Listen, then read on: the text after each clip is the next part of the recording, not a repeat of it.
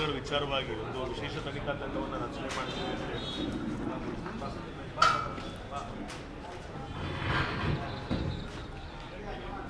ಏನಾಯಿತು?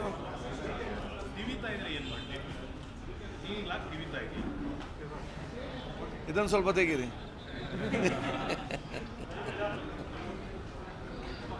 ಆಯ್ತು, ಏನಾಯ್ತು? ಈಗ ನನ್ನನ್ನು ನಿಲ್ಲಿಸಿ ನೀವು ಅಲ್ಲಿ ಹೋದು ನಾನೆಂತ ಮಾಡೋದು ಮಾರ ಇಲ್ಲಿ? ಓಕೆ, ಬಹುಶಃ ಇವತ್ತು ನಕಲಿ ಔಷಧ ಜಾಲ ಇವತ್ತು ಏನು ನಾವು ಪತ್ತೆ ಹಚ್ಚಿದ್ದೇವೆ ನಿನ್ನೆ, ಇದು ಭಾಳಷ್ಟು ಗಂಭೀರತೆ, ಭಾಳಷ್ಟು ಮತ್ತು ಸೀರಿಯಸ್ ಆಗಿ ತೆಗೊಳ್ಳುವಂಥ ಒಂದು ವಿಚಾರ ಇವತ್ತು ಆಗಿದೆ. ಯಾಕೆಂದರೆ ಅಂತಾರಾಜ್ಯ ಮಟ್ಟದಲ್ಲಿ ಇವತ್ತು ತಯಾರಾಗ್ತಾಯಿದೆ. ಕರ್ನಾಟಕದಂಥ ಬಿಡದಲ್ಲಿ ಇವತ್ತು ಶೇಖರಣೆಗೊಂಡು ವಿತರಣೆ ಆಗ್ತಾಯಿದೆ.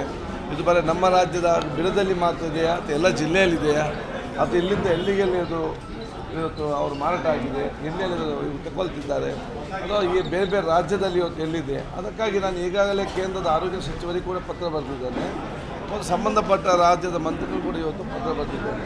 ಯಾಕೆ ಆ ಫ್ಯಾಕ್ಟ್ರಿಗಳ ಮೇಲೆ ಅವರೇನು ಕ್ರಮ ತಗೊಳ್ಬೇಕು. ನಮ್ಮ ರಾಜ್ಯದ ಅಂತಾರಾಜ್ಯ ಮಟ್ಟದ ವಿಚಾರ ಆದ ಕಾರಣ, ಅಂಥ ಜಿಲ್ಲೆ ವಿಚಾರ ಕಾರಣ ಮತ್ತು 5 ಕೋಟಿಗೂ ಹೆಚ್ಚಿದ್ದ ಕಾರಣ ಇದು SIT ಮುಖಾಂತರ ತನಿಖೆ ನಡೆಸಬೇಕು. ಈಗ ನಮ್ಮ ರಾಮನಗರ SP ಮತ್ತು ಪೊಲೀಸರು ಪ್ರಾಮಾಣಿಕತೆಯಿಂದ ಆ ತನಿಖೆಯನ್ನು ಮಾಡ್ತಾ ಇದ್ದಾರೆ. ಆದರೆ ಬಹುಶಃ ಇದಕ್ಕೆ ಒಂದು ಕೇಂದ್ರೀಕರಣವಾಗಿರಬೇಕು, ಸಂಪೂರ್ಣ ವಿಚಾರ ಬರಬೇಕು ಅಂತ ಹೇಳಿಕೊಂಡೆ ಈಗ ವಿಶೇಷ ತಂಡ ರಚನೆ ಮಾಡಬೇಕು ಅಂತ ಮತ್ತು ಅಧಿಕಾರಿ ಮುಖಾಂತರ ನಾನು ಕೇಳಿ ಚರ್ಚೆ ಮಾಡಿದ್ದೇವೆ. ನನಗೆ ವಿಶ್ವಾಸ ಇದೆ ಅತಿ ಶೀಘ್ರದಲ್ಲೇ ಗೃಹ ಸಚಿವರು ಬಹುಶಃ ಈ ಒಂದು ವಿಶೇಷ ತಂಡವನ್ನು ರಚಿಸ್ತಾರೆ. ಅಲ್ಲಿಯ ತನಕ ನಮ್ಮ ಪೊಲೀಸ್ ಇಲಾಖೆ ಅತ್ಯುತ್ತಮವಾಗಿ ತನ್ನ ತನಿಖೆಯನ್ನು ನಡೆಸ್ತಾ ಇದೆ. ಸರ್, ಈ ಹಿಂದೆ ಇದ್ದಂಥ ಆರೋಗ್ಯ ಇಲಾಖೆ ಸಚಿವರು ಅವ್ರ ಕಣ್ಣಿಗೆ ಬಿದ್ದಿರಲಿಲ್ಲ ಹೇಗೆ? ಯಾಕಂದರೆ ಇದು ತುಂಬ ಹಿಂದಿನ ದಿನದಿಂದ ನಡೀತಾ ಬಂದಿದೆ. ನಿಮ್ಮ ಸರ್ಕಾರವೇ ಇತ್ತು ಸರಿ, ಆ ಸಂದರ್ಭದಲ್ಲಿ ಎಷ್ಟು ಜನ ಅದನ್ನೆಲ್ಲ ಸೇವನೆ ಮಾಡಿರ್ಬೋದು?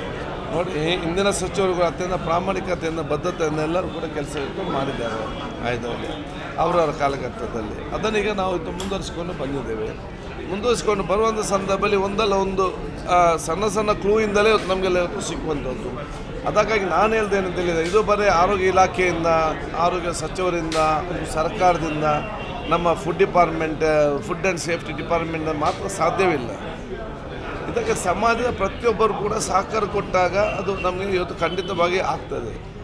ನಾವು ಬಹುಶಃ ಇವತ್ತು 6.5 ಕೋಟಿ ಜನಸಂಖ್ಯೆ ಇರುವಲ್ಲಿ ನಾವು ಬಹುಶಃ 150 ಜನ ಫುಡ್ ಸೇಫ್ಟಿಯವರು, ಪೊಲೀಸರು ಸ್ವಲ್ಪ ಎಷ್ಟು ಪತ್ತೆಸಲಿಕ್ಕೆ ಸಾಧ್ಯವಾಗ್ತದೆ. ಇಂಥದ್ದು ನಡೀತಾ ಇದೆ.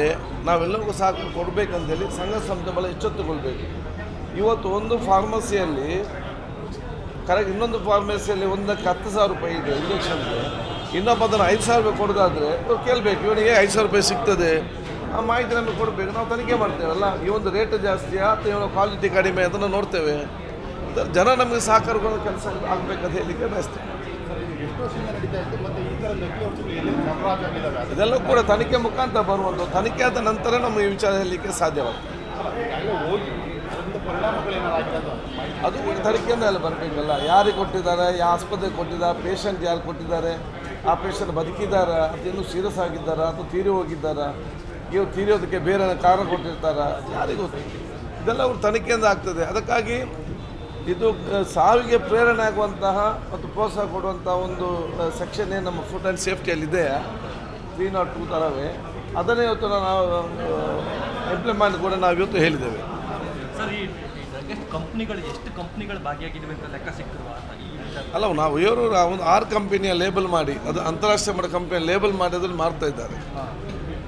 ಈಗ ಅವ್ರ ಮೇಲೆಲ್ಲ ಕೇಸೆಲ್ಲ ಹಾಕಿದ್ದಾಗಿದೆ ಸರ್. ಈಗ ಕೇಸ್ ಯಾರೇ ಡುಪ್ಲಿಕೇಟ್ ತಂದು ಲೇಬಲ್ ಮಾಡಿ ಮಾಡ್ತಾನೆ ಅವನ ಮೇಲಾಗಿದೆ. ಇನ್ನು ಯಾರು ಪಡ್ಕೊಂಡು ಹೋಗಿದ್ದಾರೆ, ಯಾರು ಲಾರಿಯಲ್ಲಿ ಬಂದಿದ್ದಾರೆ, ಲಾರಿಯಿಂದ ಯಾರು ಮಾಲೀಕರು ಸಹಕಾರ ಕೊಟ್ಟಿದ್ದಾರೆ, ಇದೆಲ್ಲರೂ ಕೂಡ ಇವನ್ ಲಾಜಿಸ್ಟಿಕ್ಸ್. ನನ್ನ ಹತ್ರ ಅಲ್ಲಿ ಲಾರಿ ಇದ್ದರೆ ನಾನಲ್ಲಿ ಮತ್ತೆ ನನಗೆ ಗೊತ್ತಿಲ್ಲ ಇದು ಡೂಪ್ಲಿಕೇಟ್ ಅಂತೇಳಿ, ಅವರನ್ನು ಕೂಡ ನಾವು ಬಿಡಲಿಕ್ಕೆ ಹೋಗೋದಿಲ್ಲ ಇದರ. Thank you.